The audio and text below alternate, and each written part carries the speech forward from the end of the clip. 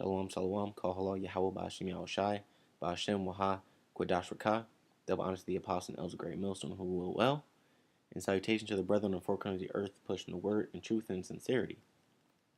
I just want to speak on a short topic that me and one of the brothers in the camp, and I was going over. We were just sitting in the car at the airport about a few days ago, and we were noticing that Esau, out of all the other nations that were there at the airport, Esau seemed the most scared. Esau seemed the most afraid of something. Every Edomite that passed by was looking over their shoulder, checking their phones, um, you know, looking around. Eyes were jittery. They're rubbing their hands. All the signs that say that they're nervous or they're afraid. They had them. You know, and that's because not only Esau but the other nations, Israel included, down to the children, they can feel that something else is happening. That there's a change going about the world. That something big is going to happen. That the world is, whether they believe that the world's ending or not, they know that something big is going to come. And Esau particularly knows that it won't be good for them. And they might not know it, they might not understand it, but they know in their spirit that something is going to happen to them. Because for you to walk down the street and look over your shoulder 4 times before you even cross the street to get into your car, that shows that you're afraid of something, and they might not know what they're afraid of, because due to the racial tension that's sparking up, of course Esau's afraid of Jake, they're also afraid of the other nations, they're afraid of what their own kind might do to them, they're afraid of everything that's happening around them, such as them losing their jobs, and they're losing getting their cars repossessed, they're losing their 401ks, retirement plans, they're losing all their investments. They're living off of credit. They're getting evicted. Some have to live in and out of hotels. So they're struggling with food. Now they're the highest ethnicity on food stamps and welfare. So, and they don't have any assurity of their life. Just like Jake didn't, and just like we still don't. But they're starting to feel the pressure as well, man. This Deuteronomy 30:7, it says, "And the Lord thy power will put all these curses upon thine enemies, and on them that hate thee, which persecuted thee." And the chief enemy of Israel, the chief persecutor will be Esau, man.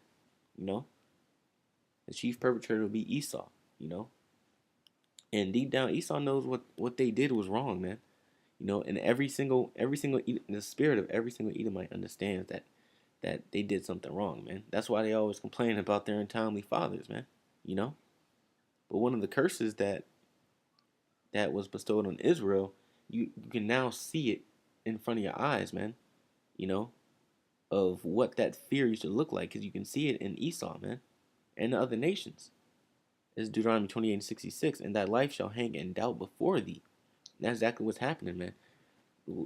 These people's lives are hanging in doubt.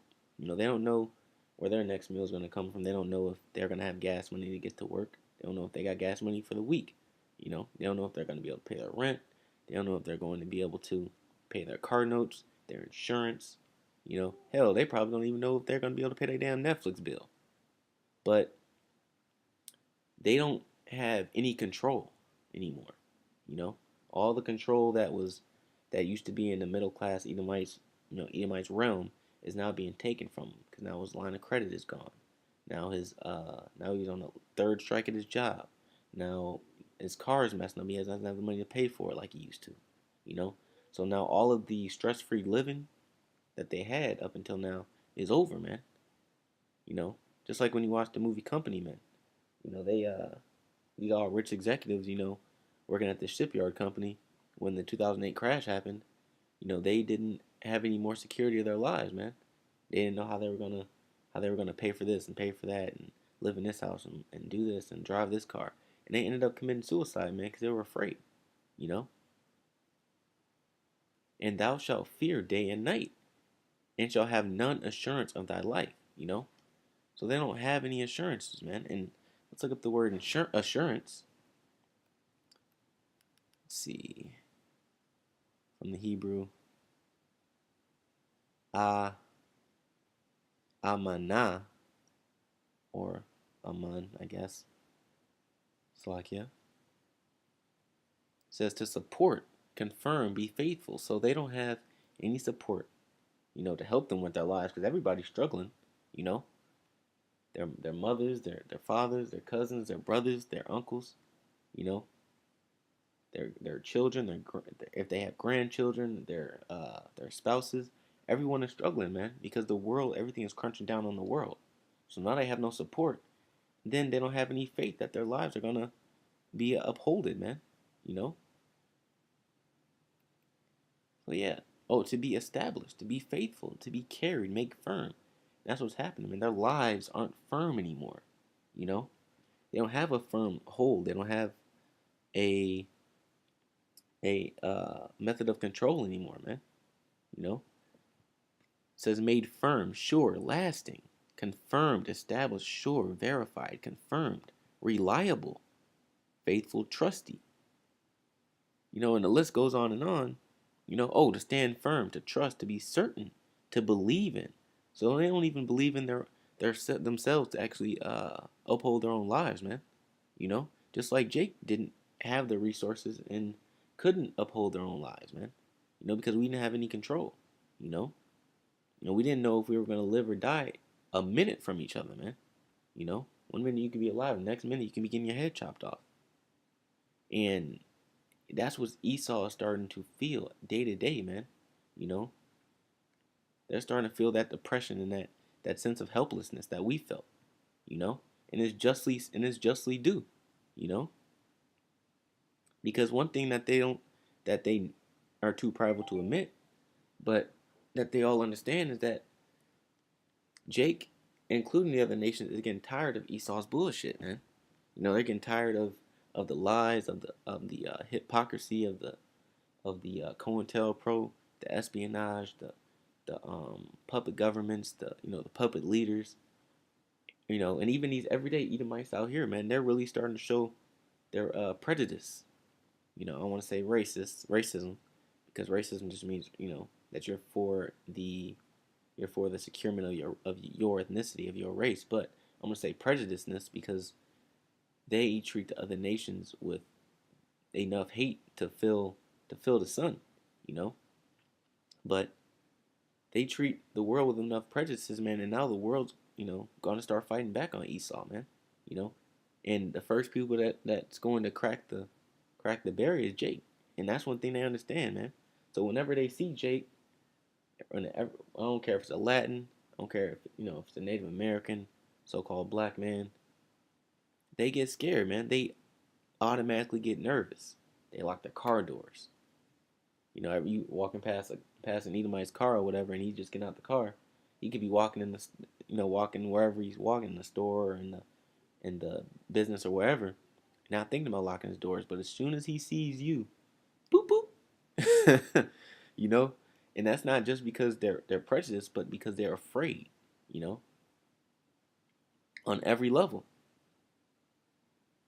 It says, "And the remnant of Jacob shall," this is Micah 5:7, "and the remnant of Jacob shall be in the midst of many people as a dew from the Lord."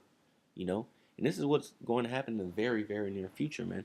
Because race riots are going to happen, and they're a part of prophecy, man. And we've been seeing it. We've been seeing little skirmishes here and there, man. You know, as the showers upon the grass, that tarrieth not for man, nor waiteth for the sons of man. So when it happens, it's just going to happen, man, and it's going to happen out of nowhere. And when it breaks, there's going to be no stopping it. You know? Verse 8, it says, "And the remnant of Jacob shall be among the Gentiles in the midst of many people, as a lion among the beasts of the forest." So Jake is going to be a terror to these other nations, man. You know? When society breaks down and there's nothing but lawlessness, Jake is going to be the king of the jungle around here, man. You know? The Lord is going to let Jake show their power, man. The little power that we do have, the little physical strength that we do have, the Lord is gonna let them, let them show it, man. As a young lion among the flocks of sheep, you know. So if you know anything about wildlife and nature, when there's a sheep and there's a lion, the sheep defenseless. The lion just has its way with with that sheep, man. Well, with the whole herd, it could be one lion, and the whole herd can be in an uproar and afraid, man. One lion can take out the whole herd of sheep. That's exactly what's going to happen when you see these race riots, man. Like you've seen in Contagion, or like you've seen in the Siege, or like you've seen in the all three Purge movies. So when that happens, man, these other nations, including Esau, Esau, this goes for Esau first and foremost. They're going to be so afraid, and they're going to be helpless, man, to defend themselves against Jake. Just like we were helpless to defend ourselves against them, man. And they feel it. It says, "Who, if he go through, both treadeth down and teareth in pieces, and none can deliver." And that's exactly what's going to happen, man. No one's going to be able to deliver the other nations out of Israel's hand, man. Because the other nations being delivered into Israel's hand is going to be delivered into the Lord's hand, man. You know, and that's only part of their punishment. They still got slavery coming in the kingdom. You know, they still got whippings and lashings and things like that. It says, "Thine hand shall be lifted up upon thine adversaries, and all thine enemies shall be cut off." You know, so Jake is gonna get it in, man, on Esau and these other nations, man, and they feel it, man, and they're afraid. You know, they are afraid. But one thing, and that's only happening because Esau's been revealed, man. Esau has finally been revealed for the devil that he is. With the GMOs and the espionage and the corporate espionage and stealing trade secrets and stealing government secrets and distributing nuclear weapons when he's not supposed to and keeping all sorts of bombs and military technology that he's supposed to get rid of. Assuming to the UN, he's doing everything against the other nations, man. You know, he's doing everything against his own people here in America. You know, doing everything against Esau, the lower ones of Esau. Now they're the ones on the most welfare. He's doing everything he can against to tear his own people apart, man, in his own country. And it has to come to an end. It's going to come to an end very soon, and they can feel it, man. You know, they sweat. They have nightmares. They lie awake at night. You can't tell me that Esau is not getting nightmares, man. That he's not getting cut off from those demons. That the demons are like, look, we can't consult with you no more. He ain't even getting no answer why. They just telling him like, no, we ain't messing with you. And he doesn't know what to do, man. In 2 Thessalonians 2:1, it says, "Now we beseech you, brethren, by the coming of our Lord Yahushai, and by our gathering together unto him, that ye be not soon shaken in mind, or be troubled, neither by spirit, nor by word, nor by letter, as from us, as that the day of Yahushai is at hand." And that's one thing we have to keep in the back of our minds, brothers, that the day of Yahushai is almost here, man. Seeing these prophecies roll hell. I just seen an article that the Israeli Prime Minister Netanyahu is going to resign on Monday. Why? I have no idea. Could there be something else coming up the pipeline? You can bet that. And it's due to the wars that they've been having with Syria and with Pakistan and with all the other neighboring Arab emirates around, man. And with and Russia and America's thrown in the mix too. So the day is at hand. World War III is here. It only takes a little bit to shatter a block of ice. It says, "Let no man deceive you by any means," which Israel was deceived, man. For that day shall not come except there come a falling away first, and Israel did fall away, man. That's why they called us the Gentiles, man, the Israelite foreigners, because we went away into other doctrines and to other philosophies, man. And trying to be like the other nations. That's why we had the curses put on us, and that's why this particular curse we've been under till this day, man. Deuteronomy 28:66. We're told that we shall have no assurance of our life, man. But guess what? It says, "And that man of sin be revealed, the son of perdition." So Esau has been revealed, man, as the son of destruction, the one that's been destroying the earth and destroying the nations for hundreds of years, man. And as he's being revealed, now you see Deuteronomy 30:7 come into play. Now, since he's revealed and he's not secure in his wickedness, now all the curses are starting to come onto him, man. You know, because now Israel has been, the devil's been revealed. Israel has risen up. Prophecies are being proclaimed, and now they're taking effect. And now you get this. You get Deuteronomy 28:66 applying to Esau now. That their life is hanging in doubt before them. You know, and they fear day and night. And that's because of this verse here, 2 Thessalonians 2:3, that man of sin be revealed, the son of perdition. And as soon as he got revealed, what? The other nations hopped on him, man. They started revealing their espionage tactics by using their own espionage agents and their own spy agencies, and their own technology, man. Whoso opposeth and exalteth himself above all that is called God, in which now we do understand that he does exalt himself above all that is called the Most High, man. The prophets, the priests, the Most High himself, Yahweh himself, the chosen people. He took the land, he distributed it. Now we understand all of this, or that is worshipped, so that he, as the Most High, sitteth in the temple of the Most High, which he does. He's in Israel right now, showing himself that he is the Most High. So he erected all these pictures, all this memorabilia of himself being the Most High, and the angels and the prophets and the chosen children themselves, And now he's showing himself that he's the Most High, man. But guess what? The Most High is not winking at that anymore, And Israel's not either. Now it's coming up. Israel knows that. Now it's common knowledge that the so-called Jews in Israel, the gutter rats in Israel aren't the so-called Jews, man. They're not the real children of Israel. Yahweh Shai was not a so-called white man. Everyone understands that now. It says, remember ye not that when I was yet with you, I told you these things? And now ye know what withholdeth that he might be revealed in his time. And he's damn sure revealed, man. For the mystery of iniquity doth already work. Only he who now letteth will let until he be taken out of the way. And the Lord is going to take you out of the way, man, because he's letting this happen, but for a purpose, For a purpose. So he can show his power in destroying you, man. And then shall the wicked be revealed, whom the Lord shall consume with the spirit of his mouth. And, the wicked has been revealed, man. Esau is being revealed every day. Even the common Edomites are tired of your bullshit, man. You got your own people that are against you. And the scriptures say if Satan be against Satan, divided against himself, how can his house stand? Which is not. Your society is crumbling beneath your feet, man.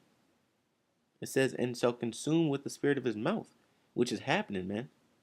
Every day the prophets of the Yahweh Shai are bringing out truth on a constant basis. And it's tearing Esau apart, man.